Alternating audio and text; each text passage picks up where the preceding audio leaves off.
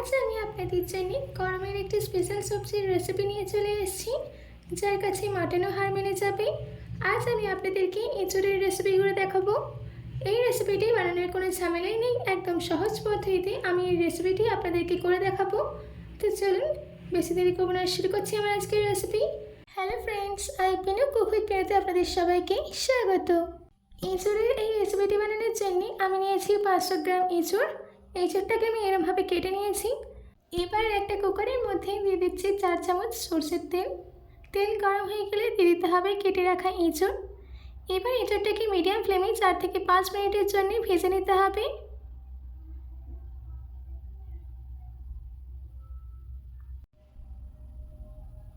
দেখুন এঁচোড় ভাজা হয়ে গেছে। এবার এর মধ্যে আমি দিয়ে দিচ্ছি 2 কাপ জল। জল দেওয়ার পর এর মধ্যে দিয়ে দিতে হবে হাফ চামচ হলুদ গুঁড়ো, হাফ চামচ নুন। হলুদ আর নুনটাকে ভালো করে মিশিয়ে নিতে হবে। এবার কুকারের ঢাকনাটা দিয়ে মিডিয়াম ফ্লেমে একটা সিটি দিয়ে দিতে হবে। একটা সিটি দেওয়া হয়ে গেছে। এবার ঢাকনাটাকে খুলে নিচ্ছি। দেখুন আমাদের এঁচোড় একদম সেদ্ধ হয়ে গেছে। এবার আমি এঁচোড়গুলোকে তুলে নেব। এরপর একটা কড়াইতে দিয়ে দিতে হবে 3 চামচের মতো সরষের তেল।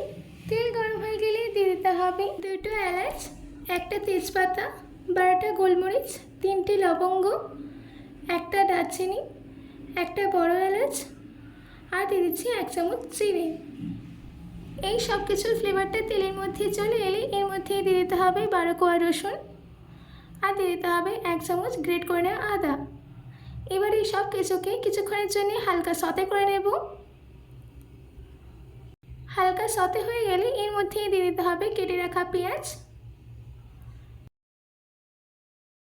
পেঁয়াজটাকে বেশি ভাজার দরকার নেই, ট্রান্সলুসেন্ট হওয়া অবধি একে ভেজে নিতে হবে। এবার এর মধ্যে আমি দিয়ে দিচ্ছি 2টো শুকনো লঙ্কা। আমাদের এখানে পেঁয়াজ ভাজা হয়ে গেছে, পেঁয়াজের মধ্যে হালকা গোলাপি কালার চলে এসেছে। এবার এর মধ্যে দিয়ে দিতে হবে 3টে কাঁচা লঙ্কা কুচি, আর দিয়ে দিচ্ছি কেটে রাখা টমেটো। এবার এই সব কিছুকে ভালো করে মিশিয়ে নিচ্ছি।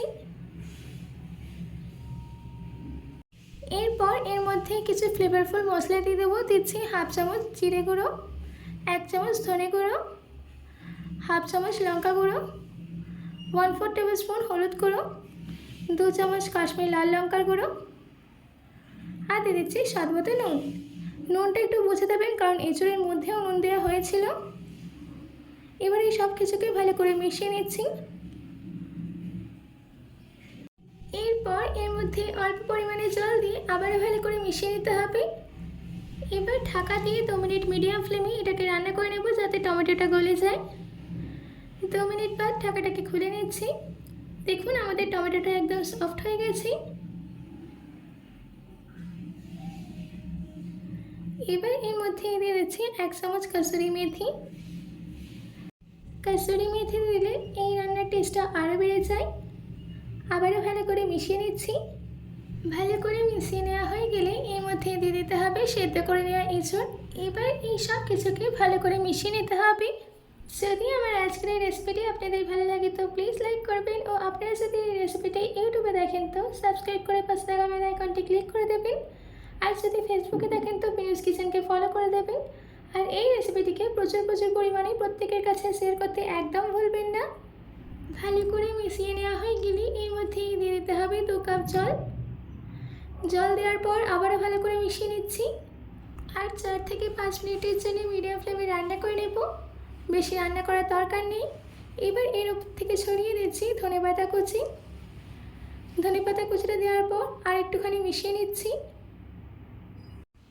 ব্যাস রেডি হয়ে গেছে দুর্দান্ত স্বাদের এঁচোড়ের রেসিপি। আশা করছি আমার আজকের এই রেসিপিটি আপনাদের ভালো লেগেছে।